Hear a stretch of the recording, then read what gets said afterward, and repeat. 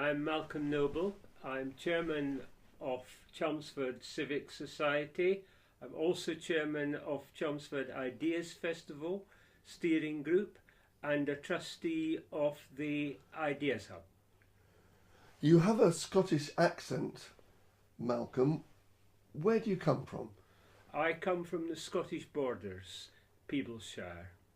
Are the Scottish borders, you mean next to England? I mean the southeast of Scotland, and we're about an hour away from the English border. So this must be traditional disputed country. Your ancestors presumably were the reason why the Romans built Hadrian's Wall? That's correct. They were, in later times, they were very much the border reivers, and the land immediately adjoining the English border used to be called the debatable land. So you've come to England, emigrated so to speak, and now you're championing the civic future of England. Is this a big turnabout for you, or have you always been interested in civic matters? I've always been interested in civic matters. I'm a former Lambeth councillor. I lived in London, but I love England. I live in England, and I believe strongly in the unity and integrity of the United Kingdom. What is the Civic Society? The Civic Society exists to protect and preserve the heritage, both the built heritage of the city of Chelmsford and the natural heritage of Chelmsford, and tries to make it a better place for those who live and work here. You're responsible for the Titanic exhibition, aren't you? The Civic Society is responsible for the Titanic exhibition. Pam Swaby, one of our committee members, membership secretary, is the leading light in arranging that exhibition for Chelmsford, which is doing very well. One of your recent successes must be the campaign to, what would you call it, to publicise, to revive the memory of the great Marconi. Very much the brand of Chelmsford is Marconi, because it takes us back to the early part of the 20th century when Giuliano Marconi set up his factory in New Street in 1912. He'd already had in Hall Street and an old silk mill his original factory space, but in 1912, opening New Street offices and factory, he took his company to a new level and was at the cutting edge of wireless technology in the world, hence the links with the sinking of the Titanic, hence the links with the Battle of Jutland and the Great War. And it's a brand that says innovation, it's a brand that says success, and that's what we want to associate Chelmsford today with the Marconi of 100 years ago. How many exhibitions has the Civic Society sponsored in recent years? We've had the Titanic exhibition. Has there been a Marconi exhibition? The Marconi exhibition took place in 2016 in the original Hall Street Marconi premises. What was that all about? That was about everything that Marconi did, not just in Chelmsford but nationally and internationally. It told the story of Marconi, but a particular emphasis, of course, on Marconi in Chelmsford. So you must be pretty thrilled at the scope and shape of the Civic Society, a small group of people but with a long reach. A very long reach. We're very proud of the fact that the City Council now has commissioned us to run the Heritage Open Days on their behalf each September. You have to remember that in 2014 the city felt that the Civic Society was on its last legs, that the members, the very fine people who kept it going for many years, were getting to the age when they wanted to retire. And it looked as if the society would collapse, but no, it's strengthened, it's got new and younger members, a new lease of life, and making a real impact in the city, of which the Titanic exhibition is a particularly important example. Vicky Ford, one of the candidates for the forthcoming snap election, announced Radio City, and she said that there was a plan to build a visitor centre and revive Sandford Industrial Mill, which currently cannot expand because it is effectively landlocked. Is this do you feel some of a success of the pressure that you've put on the council? As Shakespeare, King Lear says, nothing comes of nothing. It did not come out of the blue. The pressure that the Civic Society put on the council when it introduced new city signs to say Chelmsford is the birthplace of radio, the exhibitions, the evidence of public support and public interest, especially among schools, has led to the council realising that this is an important aspect of the city status that it acquired in 2012, and that has led to the commitment to Sandford Mill and to MARCONI.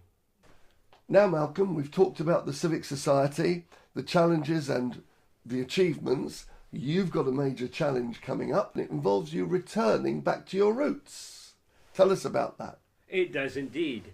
I'm chairman of the Royal Caledonian Education Trust, and the trust exists to support the education of Scottish military families, children and young people. It was set up by an Act of Parliament 200 years ago in London. I was responsible for moving the centre of operations of the trust to Edinburgh, and it costs money, of course, and we're trying to raise money. And one of the efforts that's being made is to set challenges, and to show a good example to other people and supporters of the trust, have adopted the solo challenge, which is a walk that I'm doing on my own, hence solo, from a sponsored walk, starting in the outskirts of Glasgow, walking for 96 miles along the West Highland Way, ending up in Fort William, and when it finishes I will be climbing Ben Nevis, Britain's highest mountain, and ending there. Malcolm, you've got a lovely head of hair and you're slim and handsome, but age is against you. You must be coming up for 80. Don't you think this is too tough? I'm not coming up for 80. I've just turned 70, as it happens. We'll find out if it's too tough, but actually I'm quite used to walking in the border hills in Scotland, and this should not be beyond my ability. But you can find out how I'm getting on because I'll be blogging each day starting Tuesday the 9th, and my blog could be found at malcolm-murraynoble.co.uk/West Highland Way. Do you have any trepidation? Have you ever covered such a distance and climbed such a hill all in one go? Certainly not. I've climbed the Mount Snowdon, which is the second highest peak in the British Isles. I have walked quite recently the Borders Abbey's Way, but that was a little less of a distance, just a little less of a distance. But to do the two together, no, I haven't done it before, but I have every confidence that I'll be successful, and I've prepared myself well for it. Does that mean you've been to the doctors for tests? No. But you think your ticker and your body will make it? You're quite slim. You haven't got any extra weight there. What would you be eating? Have you got a special diet, or will you be stopping off, obviously, to sleep the night? You're not camping out, are you? I'll be stopping at bed and breakfasts. I've got that booked at distances along the way. There are not many there because many of the parts of the walk, for example Rannoch Moor, are pretty sparsely populated areas. So I shall carry stuff to eat with me. I'm taking energy drinks and chocolate and basically stuff that don't fill you too full but give you energy and keep you going. The charity supports children of Scottish soldiers. Is it a small charity? It's quite a small charity. It does two things. It gives individual grants for things like living expenses, clothing, support when there's benefit problems and so on, family breakup and all of that. So that's one side of it, grants. But it does more than that. But, as part of military life, children of not just soldiers but sailors and airmen and marines as well have to move around a lot, sometimes between different parts of the United Kingdom. That presents challenges. Similarly, the challenge to a children's well-being if a father or mother suddenly gets deployed to a war zone, and particularly if the parents get injured or even killed in battle serving their country. And it's the Trust's job to work with schools, with local authorities, social services in supporting these children, and also training up teaching staff, for example, in good practice in supporting these children as they move or if their parents are deployed particularly overseas. You must be very proud of its work over the last 200 years. The charity has had its ups and downs over the last 200 years. It used to run a school in London. In fact, it gave its name to the Caledonian Road in Islington, running down to King's Cross. But that closed in the 1990s. But the charity has really been reborn. We're looking forward on 7th of November this year to our conference in Edinburgh's Science Centre, Dynamic Earth, that I shall be chairing. And we will be bringing together the stakeholders, people from schools, the military, tri-service, all three military services, local authorities, teacher associations, and everybody who's interested in the education of military children in Scotland.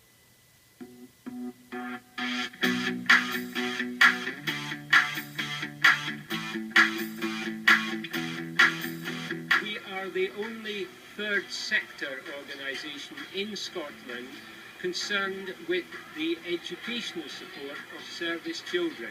We are a kind of umbrella group. We bring everybody else together. That's our function. We provide support, we provide training for teachers.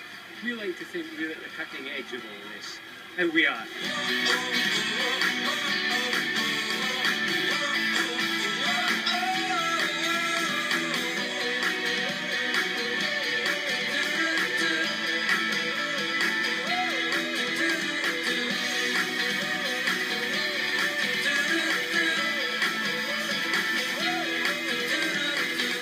Traditionally, we hear educators, for example, the Department for Education in England, state that service children tend to do as well as, if not better than their counterparts. Therefore, it's often not on the radar. Service children are not seen to be a vulnerable group in that traditional sense, but boy, are they a vulnerable group in terms of the social and emotional. It's easy enough to identify, as many in this room know, the hotspots where 40% of the pupils at Raigmore are from Forces families, or in Collington, or in other places where you've done fine work. But how do you start to identify the families, the children of those who are scattered now everywhere, but whose parents might be ready to be called up at any moment? There is the sheer fact that families have to move is part of the job. That if you move between schools at key times, with examinations coming up and the rest of it, and if you move between England, Scotland, Ireland and Wales, totally different education systems, it's hard to catch up and it's hard to do the best you possibly can.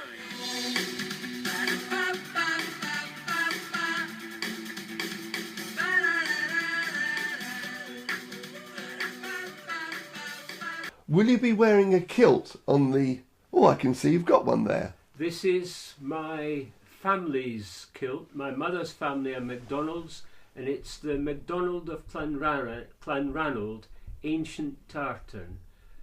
But as you can see, it's a bit heavy, far too heavy to be walking with it, wearing it among Scottish mountains. So no, I will not be wearing it on that occasion. So when will you be wearing it? I'll be wearing it on the 17th of September in Edinburgh, when we have the famous charity kilt walk. What's happening with this famous charity kilt walk? Is it to do with your Scottish Soldiers charity? Again, it's to raise funds for the Royal Caledonian Education Trust, but this time I'll be doing it not on my own, but with other supporters and staff from the Royal Caledonian Education Trust. Well, I think you've redeemed your Scottish soul there. Now, have you got a message to your supporters on CRHnews about supporting you with Ben Nevis? What's your target? The target will be £1,000, and we've reached £700 so far. Most of it in Scotland, but not all of it. Some of it in Chelmsford, some in London. Now, what are you unfolding now, Malcolm?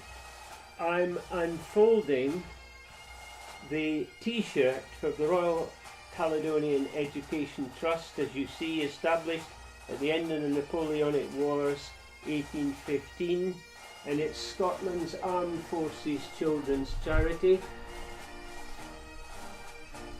And I shall be wearing it on the last day as I walk up the Devil's Staircase from Glencoe and down into Fort William, and then as I climb Ben Nevis as I finish the walk.